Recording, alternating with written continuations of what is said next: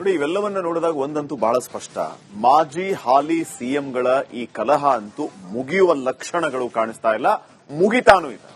DK Shivakumar, Kumaraswamy ಸೇರಿಗೆ ಸವ್ವಾ ಸೇರು ಅನ್ನುವಂತೆ ಅವರೊಂದು ಮಾತಾಡಿದ್ರೆ ಇವರೊಂದು ಮಾತಾಡೋದು, ಇವರೊಂದು ಮಾತಾಡಿದ್ರೆ ಅವರೊಂದು ಮಾತಾಡೋದು ಅನ್ನೋ ರೀತಿಯ ಪರಿಸ್ಥಿತಿ ನಿರ್ಮಾಣ ಆಗಿಬಿಟ್ಟಿದೆ.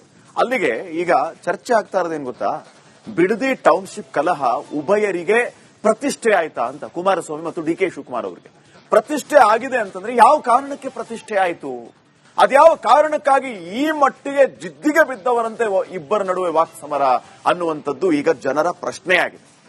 ಇಬ್ಬರೂ ನಾಯಕರ ನ್ಯಾಯಕ್ಕೆ ಈ ಬಿಡದಿ ವೇದಿಕೆ ಆಯ್ತಾ? ಬಿಡದಿ ರೈತರ ಹೋರಾಟ ವೇದಿಕೆಯಾಗಿ ಮಾಡಿಕೊಂಡ್ರ ಈ ಇಬ್ಬರು ನಾಯಕರು ಅನ್ನುವಂಥ ಪ್ರಶ್ನೆಯನ್ನ ರೈತರು ಮಾಡ್ತಾ ಇದ್ದಾರೆ ಈಗ. ಅರೆ, ಒಂದ್ ಸಾರಿ ಆದ್ರೂ ನೀವು ರೈತರ ವಿಚಾರಗಳಿಗೆ ಮಾನ್ಯತೆಯನ್ನ ಕೊಡ್ತೀರಾ? ರೈತರ ಹಿತದ ಬಗ್ಗೆ ಮಾತಾಡ್ತೀರಾ? ಯಾಕೆ ನೀವು ವೈಯಕ್ತಿಕವಾಗಿ ವಾಕ್ಸಮರಕ್ಕೆ ಕಾರಣ ಆಗ್ತಾ ಇದ್ದೀರಿ, ವೇದಿಕೆ ಮಾಡ್ಕೋತಾ ಇದ್ದೀರಿ ಅಂತ ಜನ ಪ್ರಶ್ನೆ ಮಾಡ್ತಾ ಇದ್ದಾರೆ. ರೈತರ ಹೋರಾಟವನ್ನ ಬಂಡವಾಳ ಮಾಡಿಕೊಂಡ್ರ ಅಂತ ಈಗ ಚರ್ಚೆ ಆಗ್ತಾ ಇರೋದು ಸದ್ಯಕ್ಕೆ.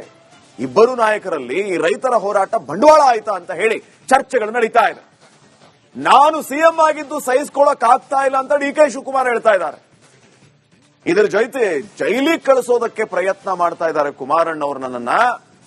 ಅವರ ಪ್ರಯತ್ನಕ್ಕೆ ಶುಭವಾಗಲಿ, ನಿಮ್ಮ ಪ್ರಯತ್ನಕ್ಕೆ ಶುಭ ಹಾರೈಸ್ತೇನೆ ಕುಮಾರಣ್ಣ ಅಂತ ಸಿಎಂ ಡಿ ಕೆ ಶಿವಕುಮಾರ್ ಅವರು ಹೇಳಿದ್ದಾರೆ. ಇದಕ್ಕೆ ಕುಮಾರಸ್ವಾಮಿ ಅವರ ಕೌಂಟರ್ ಏನ್ ಗೊತ್ತಾ? ಕುಮಾರಸ್ವಾಮಿ ಅವರದು ಹೋಗಿ ಬಂದು ಮತ್ತೆ ಜೈಲಿಗೆ ಹೋಗಿ ಬಂದವನು ಅಂತ ಹೇಳ್ಕೊಳ್ದಕ್ಕೆ ನೀವೇನು ಸ್ವಾತಂತ್ರ್ಯ ಹೋರಾಟಕ್ಕಾಗಿ ಜೈಲಿಗೆ ಹೋಗಿ ಬಂದಿದ್ದವರ? ದೇಶ ಸ್ವಾತಂತ್ರ್ಯಕ್ಕಾಗಿ ಜೈಲಿಗೆ ಹೋದ್ರ ನೀವು ಜೈಲಿಗೆ ಏನಕ್ಕೆ ಹೋಗಿದ್ದು ಅಂತ ಎಲ್ಲರಿಗೂ ಗೊತ್ತಿದೆ ಅಂತ ಕುಮಾರಸ್ವಾಮಿ ಅವರು ಡಿ ಕೆ ಶಿವಕುಮಾರ್ ಅವರಿಗೆ ಕೌಂಟರ್ ಕೊಡ್ತಾ ಇದ್ದಾರೆ. ಇದೇ ಸಂದರ್ಭದಲ್ಲಿ ಪ್ರಚಾರಕ್ಕಾಗಿ ನಾನು ಭಾವನೆ ಹಂಚಿಕೊಳ್ಳೋನಲ್ಲ, ಕೆಲವು ಘಟನೆಗಳಿಂದ ನನಗೆ ನೋವಾಗ್ತಾ ಇದೆ ಅಂತ ಕುಮಾರಸ್ವಾಮಿ ಅವರು ಹೇಳಿದ್ದಾರೆ. ಹೃದಯ ಇರೋರಿಗೆ ನೋವಾಗೋದು ಸಹಜ, ಆದ್ರೆ ಕಠಿಣ ಹೃದಯದವರಿಗೆ ನೋವಾಗೋದಕ್ಕೆ ಸಾಧ್ಯನಾ ಅಂತ ಕುಮಾರಸ್ವಾಮಿ ಅವರು ಪ್ರಶ್ನೆ ಮಾಡುವ ಮೂಲಕ ಡಿ ಕೆ ಶಿವಕುಮಾರ್ ಅವರಿಗೆ ಕೌಂಟರ್ ಕೊಟ್ಟಿದ್ದಾರೆ.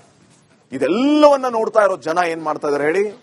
ಅರೇ, ನಿಮ್ ಪ್ರತಿಷ್ಠೆನ ಪಕ್ಕಕ್ಕಿಡ್ರಿಪ್ಪ, ನಿಮ್ ಪ್ರತಿಷ್ಠೆನ ಪಕ್ಕಕ್ಕಿಟ್ಟು ನಮ್ಗೆ ಒಳ್ಳೇದನ್ನ ಮಾಡಿ ಸಾಕು ಅಂತ ರೈತರು ಈಗ ತಮ್ಮ ಮನಸ್ಸಿನ ಮಾತನ್ನ ಜನರ ಮುಂದೆ ಬಿಚ್ಚಿಡ್ತಾ ಇದ್ದಾರಂತೆ.